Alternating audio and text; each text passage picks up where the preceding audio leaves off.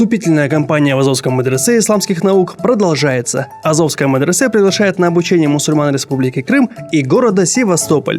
Срок обучения 3 года. Выпускники медресе, закончив общеобразовательную программу, получают диплом о полном среднем образовании, а также диплом о получении среднего специального религиозного образования. В медресе принимаются юноши и девушки, закончившие 9 и 11 классы. В медресе созданы все условия для жизни и учебы, оборудованные учебные классы, комфортабельные спальные помещения, столовая, библиотека, зал для проведения мероприятий, спортивная площадка.